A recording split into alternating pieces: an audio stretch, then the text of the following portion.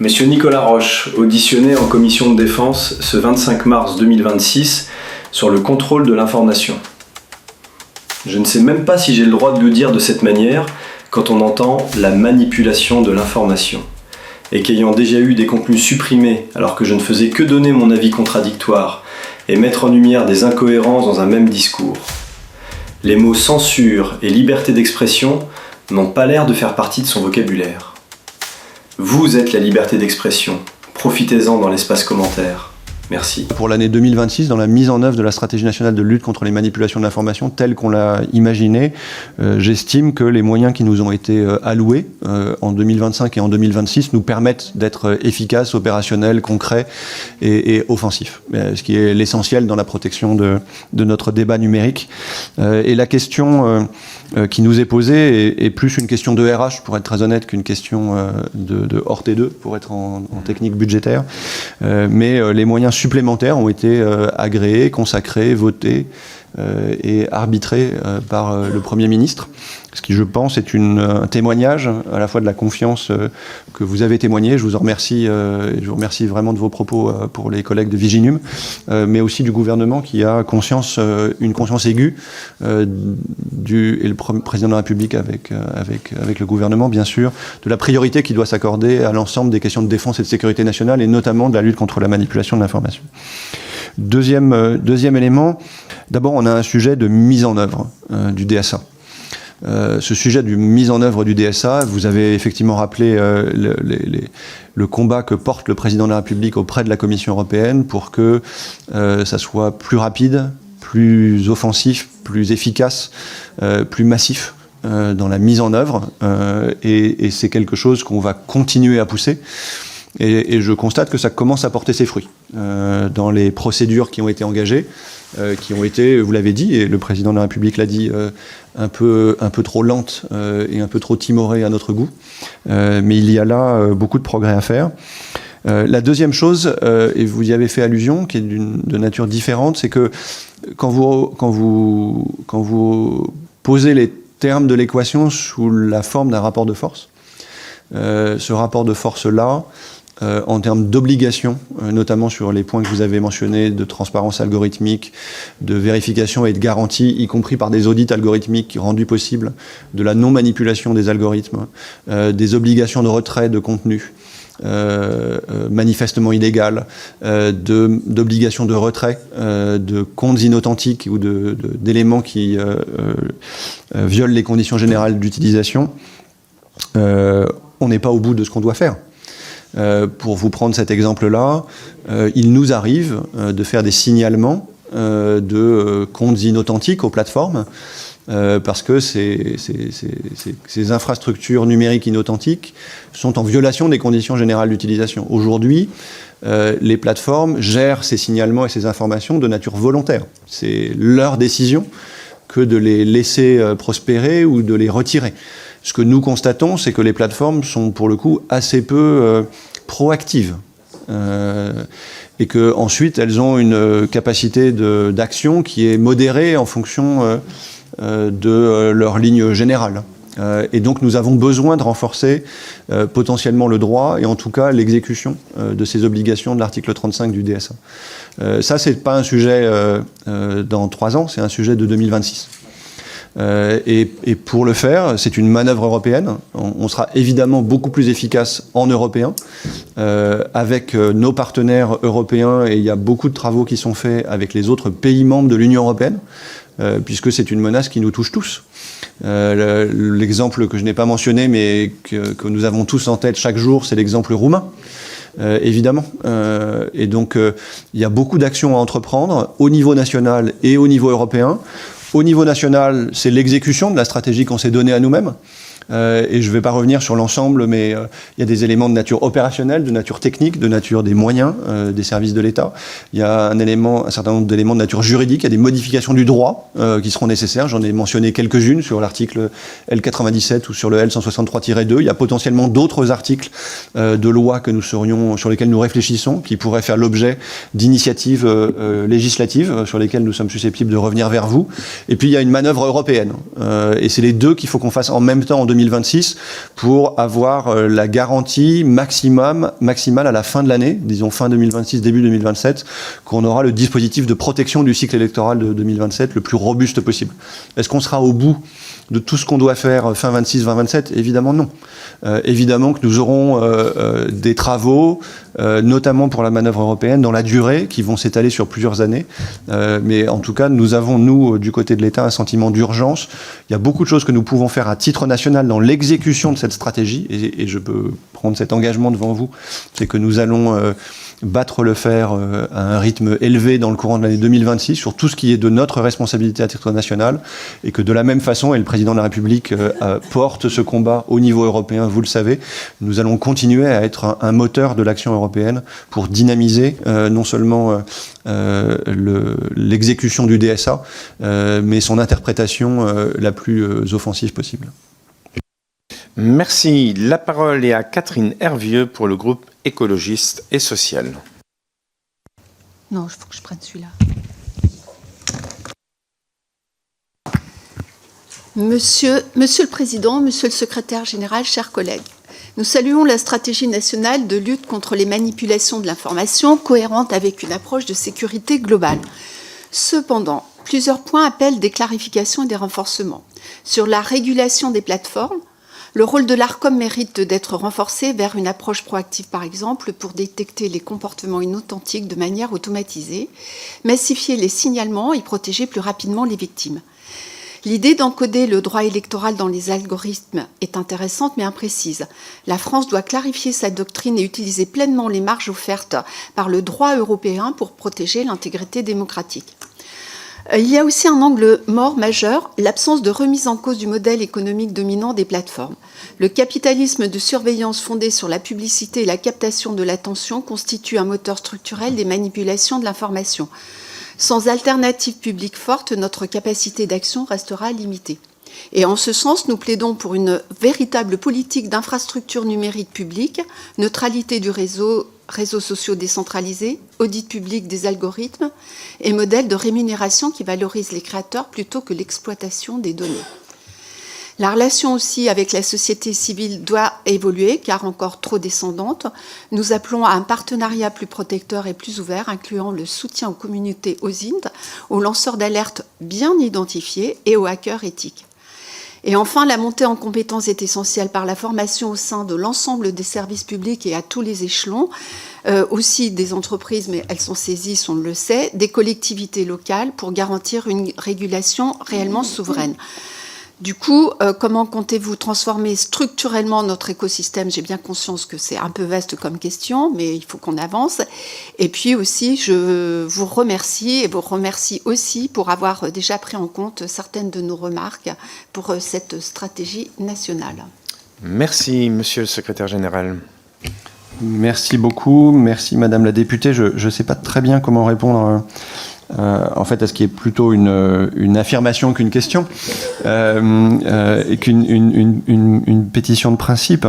Peut-être du coup pour ce qui relève des compétences qui sont les nôtres au SGDSN et à Viginum, 2-3 remarques de nature plus technique, j'espère que vous m'en pardonnerez.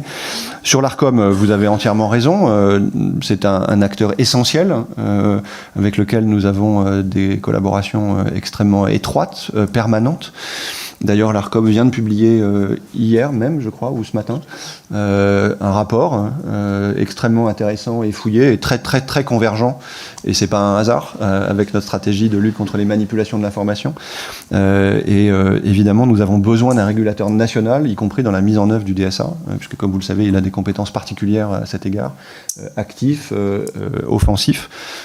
Et je ne peux que me féliciter pour ma part de la coopération extrêmement fructueuse qui existe aujourd'hui entre Viginum, le SGDSN et l'ARCOM, à tel point, je ne vais pas mentionner, mais finalement dans le modèle que nous avons inventé en marchant de protection des élections, nous avons mis autour de la table, ce qui n'était pas totalement intuitif, reconnaissons-le, des administrations de l'État, le SGDSN, Viginum, le secrétaire général du gouvernement, le ministère de l'Intérieur évidemment et le bureau des élections, mais aussi des autorités administratives indépendantes, l'ARCOM, la commission du contrôle du financement de la vie politique du président Charpy, qui ont fait partie de ce réseau de coordination et de protection des élections. Évidemment, les mandats, les responsabilités, les compétences spécifiques des autorités administratives indépendantes ont été entièrement et parfaitement respectées. Nous sommes un État de droit, mais cette collégialité témoigne assez fortement du niveau de confiance qui existe aujourd'hui entre les régulateurs indépendants et ceux qui sont chargés de surveiller de façon indépendante et de leur mandat la question de la régulation, et les administrations de l'État. Et moi, je ne peux que me féliciter, et plus l'ARCOM sera au cœur de notre dispositif, mieux on se portera. J'ai pas beaucoup de commentaires à faire avec votre point, qui est encore une fois pas une question, mais une ambition sur la remise en cause du modèle économique des plateformes. Je dois dire que comme SGDSN, c'est une ambition qui me dépasse légèrement. Je dois dire que, comme vous le savez, l'essentiel de ces plateformes aujourd'hui, de ces très grandes plateformes, sont américaines, fondées sur un modèle économique que vous avez décrit, qui est celui de l'économie de l'attention. Je vois assez difficilement, enfin, en tout cas, si vous avez des idées, nous sommes preneurs, sur la façon dont vous envisagez la création, finalement, ab initio, par la puissance publique, de plateformes équivalentes. Moi, en tout cas, je ne sais pas comment ça marche.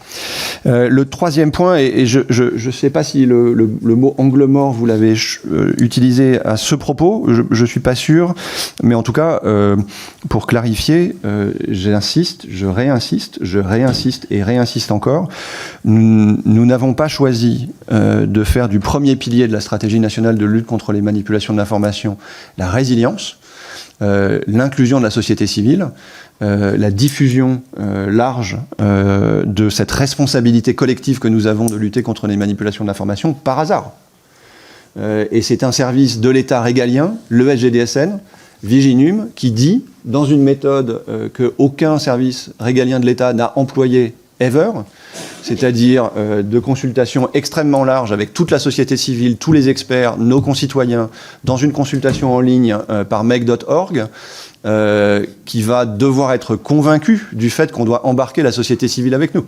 Je veux dire, c'est nous qui avons mis autour de la table le ministère de l'Éducation nationale, le ministère de l'Enseignement supérieur, l'ensemble des experts, l'ensemble des médias, l'ensemble de nos concitoyens et compatriotes qui voulaient participer à cette large consultation citoyenne. C'est nous qui avons fait ça. Donc, et si on a décidé de mettre comme pilier 1 de la stratégie la résilience, l'académie de lutte contre les manipulations de l'information, l'éducation, la pédagogie, l'embarquement de l'ensemble du monde éducatif et pédagogique français, des acteurs locaux, de l'ensemble de la société civile, encore une fois, c'est pas un hasard. Donc ça, je veux vraiment le réaffirmer ici avec force. Nous sommes l'État, en particulier l'État central, donc on a une conscience assez aiguë de ce que sont nos capacités, nos compétences et nos responsabilités, mais on sait aussi ce qu'on ne sait pas faire. Et là où s'arrêtent nos capacités et notre conviction, c'est que c'est un combat, ce combat pour la souveraineté démocratique, pour notre souveraineté électorale, ce combat pour la préservation de notre modèle républicain et démocratique dans le monde technologique et informationnel et stratégique que j'ai décrit au début, qui nécessite une responsabilité distribuée et une participation de tous. Et c'est un combat qui n'est pas à l'échelle et à la mesure des simples administrations de l'État central. Ça, c'est une conviction qui est la nôtre, qui, je crois, est reflétée de façon forte dans la stratégie elle-même, et dont je peux vous garantir qu'elle sera reflétée dans l'exécution de la stratégie. Merci. La parole est à Erwan Balanant pour le groupe Les Démocrates.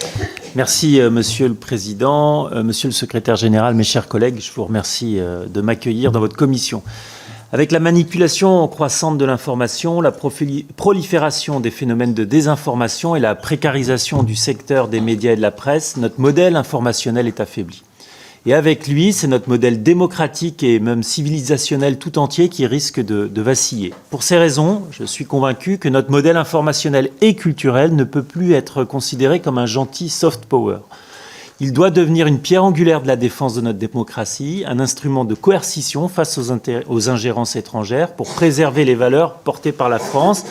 Il n'est donc plus ni plus ni moins qu'un hard power à construire et doit devenir un pilier de notre souveraineté. À la veille des élections présidentielles, nous ne pouvons pas nous passer d'outils de lutte et le groupe démocrate vous remercie pour vos actions.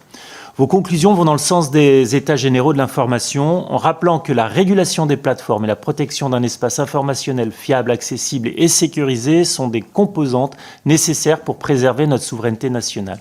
C'est dans cet esprit que le groupe Les Démocrates a inscrit à l'ordre du jour demain ma proposition de loi visant à renforcer l'effectivité des droits voisins. Car une bonne presse est une presse en bonne santé financière et évidemment c'est un outil de lutte contre les désinformations. Cependant, votre stratégie souligne l'importance de la responsabilisation des plateformes. Et comme vous l'avez rappelé, l'importance du droit pour lutter contre ces ingérences. Vous le savez, les éditeurs de presse et des agences de presse sont pénalement responsables des contenus publiés. Devons-nous faire évoluer notre droit pour inventer une responsabilité éditoriale des plateformes ? Ainsi, au regard du droit européen, quels mécanismes opérationnels à minima de coopération avec les grandes plateformes numériques peuvent être envisagés en France pour garantir une réponse réellement efficace ? Merci, Monsieur le Secrétaire général. Merci beaucoup, Monsieur le député. Vous mettez le doigt sur une question essentielle qui dépasse très très largement mes compétences. Exactement, et qui rejaillit sur l'ensemble des positions que le gouvernement, le Premier ministre, la ministre de la Culture, évidemment, sont susceptibles, la ministre du Numérique, sont susceptibles de porter, donc je ne vais pas préjuger, évidemment, de leur réponse. Le choix qui a été fait historiquement, ça c'était un constat factuel, aujourd'hui, et c'est sur ce principe-là, mais vous le savez, Monsieur le député, mieux que moi-même, qui a été fait au fondement de la régulation européenne, c'est précisément de ne pas appliquer aux grandes plateformes cette obligation de responsabilité éditoriale. Ce que je peux dire ici, c'est que cette question-là, elle est parfaitement légitime. Je considère pour ma part que quelle que soit la réponse qui sera donnée par nos autorités politiques à cette question fondamentale sur notre modèle de droit de l'information, si je puis dire, et là encore qui me dépasse très largement et qui donc prendra du temps, quelle que soit la réponse qui soit apportée, positive ou négative, il ne me revient pas de le dire. En revanche, je ne voudrais pas que ce débat-là nous empêche d'agir à court terme. Voilà. Et donc ce débat-là que vous posez, Monsieur le député, me dépasse très très largement. En revanche, ce que je peux vous dire, c'est que la question soit tranchée dans un sens ou dans un autre ne nous empêchera pas de continuer à droit constant, et notamment à droit européen constant, d'utiliser à plein l'ensemble du droit que nous avons collectivement mis du temps à élaborer, et sur lesquels la France, y compris quand elle avait la présidence de l'Union européenne il y a quelques années, s'est beaucoup battue. Et donc ce droit que nous avons, nous devons le mettre en œuvre. Et nous avons des instruments juridiques à titre national et à titre européen entre nos mains, dont il ne dépend que de nous de faire le plein usage. Et ça, c'est, je trouve, un élément fondamental. La deuxième chose que je voudrais dire, c'est que nous, comme administration de l'État, ce qui va nous occuper, c'est d'essayer d'objectiver, en particulier la question des manipulations algorithmiques. Ce qui est compliqué. Puisque, évidemment, ce sont des boîtes noires, puisque nous n'avons pas plus le régulateur que les services de l'État n'ont accès aux algorithmes en tant que tels. Bien souvent, nous avons un accès extrêmement limité aux API. Et donc, il y a toute une série de limitations techniques qui nous empêchent de mener à bien notre mission, qui est celle de la compréhension et de l'audit et de l'objectivation des éventuels biais algorithmiques. Ça, c'est un axe de travail sur lequel, là aussi, à droit constant, on doit pouvoir travailler et sur lequel nous travaillons en ce moment, de façon à ce que nous fassions notre propre idée. Et notre propre idée, c'est pas une idée politique ou impressionniste. C'est une idée technique, scientifique, réplicable, auditable, ouverte, qui doit nous permettre d'objectiver la réalité d'éventuelles manipulations algorithmiques. Et ça, c'est aussi un travail qui est devant nous, qui ne répond pas, j'ai conscience que mes deux propos ne répondent pas à votre question, mais en tout cas, c'est deux axes d'action sur lesquels nous sommes engagés du côté des administrations de l'État et qui vont nous occuper dans les mois qui viennent en 2026. Merci. La parole est à Michel Criot pour le groupe Horizon et Indépendants. Bien, merci Monsieur le Président, Monsieur le Secrétaire Général. Tout d'abord, mon groupe Horizon et Indépendants vous remercie pour la qualité de vos actions.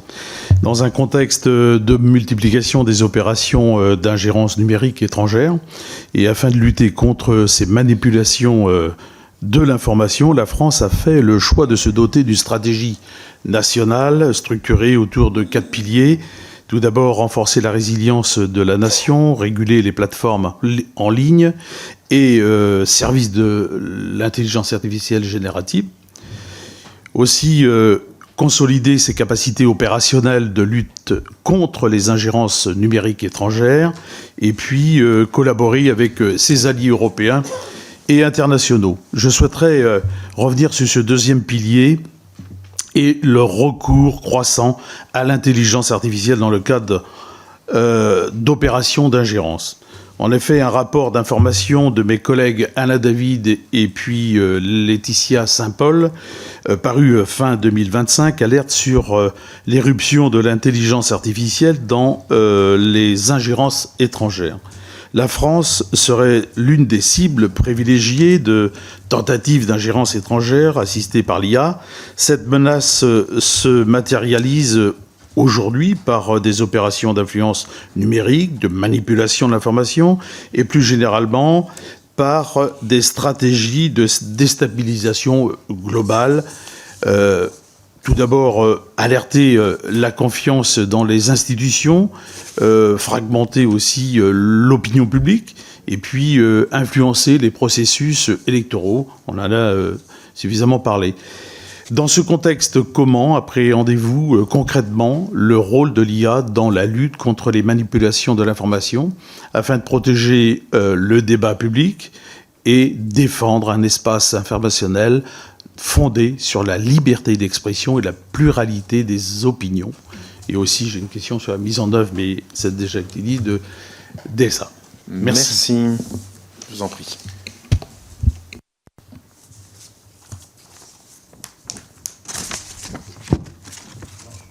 Ça marche pas ? Ça y est. Si, ça marche. Ok. Pardon. Merci, monsieur le député, et merci aussi de vos propos. Sur la question de l'intelligence artificielle, d'abord, la première chose, je l'ai mentionné, mais vraiment en passant, ça fait partie de nos missions centrales.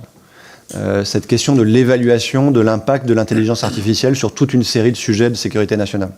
Lors du sommet sur l'intelligence artificielle de l'an dernier, de 2025, le président de la République a décidé de la création de l'Institut national de l'évaluation et de la sécurité de l'intelligence artificielle, qui est une institution copilotée et co-dirigée par le SGDSN et par le directeur général des entreprises. Nous avons d'ailleurs tenu hier notre 3e comité stratégique de l'INESIA et qui s'est doté d'une feuille de route qui est publique, parce que là aussi nous avons voulu jouer la transparence et rendre publique cette question-là.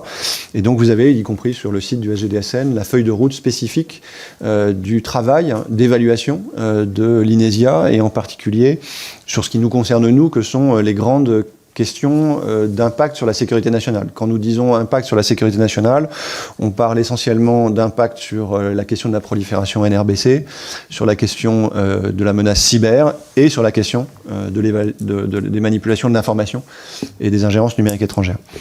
Ça fait partie des axes de travail qui sont aujourd'hui en cours, à la fois évidemment de Viginum, mais de tout l'écosystème de recherche français, INRIA, LNE, PEREN, un ensemble de clusters de recherche sur l'IA que nous avons mis autour de la table et autour duquel nous avons construit un programme de recherche de façon à avoir une évaluation là aussi scientifique de l'impact de l'IA. Ce que nous avons constaté aujourd'hui, c'est 3 choses. La première chose, c'est que ce qui est le plus courant dans l'utilisation de l'IA, en tout cas pas le plus courant, mais ce qui est le plus visible, je dirais, pour nos concitoyens, dans l'utilisation de l'IA à des fins de manipulation de l'information, c'est donc ce qu'on appelle le deepfake. C'est donc la création de contenus synthétiques par des outils d'intelligence artificielle générative qui imitent la réalité de façon de plus en plus efficace et qui peuvent induire en erreur ceux qui consultent ces contenus synthétiques sur les plateformes. Pour être très honnête avec vous, c'est pas l'élément central de notre préoccupation.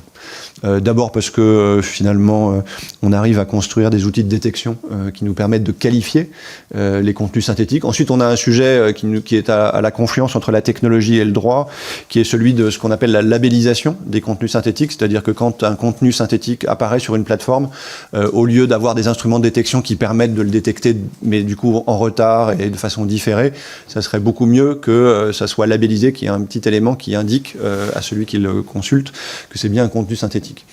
Honnêtement, si on n'avait que ça comme sujet à traiter en termes d'intelligence artificielle et de manipulation de l'information, je crois qu'on serait en plutôt bonne situation. En revanche, on a 2 sujets supplémentaires qui sont beaucoup plus compliqués à traiter et beaucoup plus préoccupants, et je les prends par ordre croissant de gravité et de complexité technologique. La deuxième chose que nous avons documentée, que Viginum a documentée, il y a eu des publications autour du sommet sur l'intelligence artificielle l'an dernier, c'est l'utilisation de l'intelligence artificielle à des fins de massification et de réplication automatique des contenus. Autrement dit, vous vous rappelez, la définition d'une INE, c'est l'amplification inauthentique de façon délibérée et massive d'un contenu. Aujourd'hui, les conditions technologiques d'opération des plateformes font qu'elles ont des systèmes de détection quand c'est de la réplication exacte du même contenu. Un texte, une image, mais surtout prenons du texte, c'est plus simple. Et donc, ce que vous permet les outils d'intelligence artificielle, c'est de répliquer avec quelques petites modifications ici et là, ce qu'on appelle la technique du copy-paste, des contenus qui permettent donc d'évader, pardon, tout ça est fait de très mauvais français, de contourner les outils techniques des plateformes de modération ou de détection, et qui en fait sont aujourd'hui des outils utilisés par nos adversaires pour la massification de la diffusion automatique et délibérée de contenus qui sont en fait les mêmes, traduits dans une langue ou dans une autre, modifiés à la marge, mais qui permettent de garantir cette espèce d'élément central des opérations d'ingérence numérique étrangère qui est l'objectif de masse, de visibilité. Et ça, l'utilisation des outils d'intelligence artificielle dans des manœuvres d'amplification massive inauthentique, ça c'est documenté aujourd'hui et c'est devant nous et c'est de plus en plus sophistiqué au fur et à mesure que les outils d'intelligence artificielle progressent. Donc on sait les détecter, on saura les détecter à l'avenir. En revanche, ça a un effet de masse, voilà, tout simplement. Et donc ça c'est un vrai défi qui est devant nous dans l'utilisation des technologies émergentes par nos adversaires. Le troisième sujet qui, pour le coup, j'insiste là-dessus, en tout cas pour nous, n'est pas à date documenté, c'est la pollution de modèles d'intelligence artificielle à des fins de manipulation de l'information. C'est-à-dire que dans la construction du modèle, soit dans ce qu'on appelle le data poisoning, soit dans ce qu'on appelle des éléments, disons, différents de la construction d'un modèle, ça nous amènerait trop loin en termes de détails techniques. Et dans la construction d'un modèle d'intelligence artificielle, vous avez une phase d'entraînement, et puis ensuite vous avez une phase d'inférence. Et donc en fait, pour un adversaire, ce qui va lui importer, au regard de l'évolution des modes de consommation de l'information, c'est qu'au stade de l'inférence, le modèle d'intelligence artificielle vienne donner naturellement, nativement, une information, une réponse à la question que vous lui posez, qui va être orientée dans le sens que l'adversaire veut en termes de manipulation de l'information. Donc ça veut dire que vous allez devoir regarder de façon structurelle à l'intérieur de la construction même du modèle d'intelligence artificielle s'il y a des opérations d'ingérence numérique étrangère et de manipulation de l'information. Donc autrement dit, c'est l'insertion à l'intérieur des modèles de biais cognitifs ou de biais en termes de réponse et d'inférence qui vont participer à une opération de manipulation de l'information. Ça nous rapproche, pas exactement, mais ça nous rapproche de la question des manipulations et des biais algorithmiques. C'est pas exactement la même chose, mais c'est disons, dans la même gamme de technologies.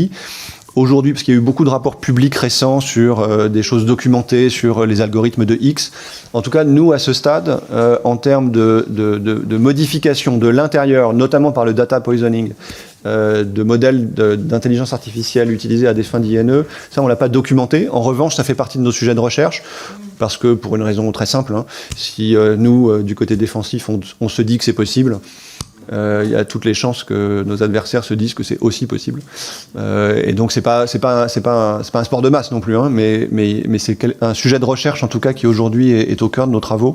Et donc quand on regarde la question intelligence artificielle et manipulation de l'information, on regarde toute cette gamme qui va du plus simple deepfake jusqu'au plus compliqué, la pollution de modèles d'intelligence artificielle à des fins de manipulation de l'information.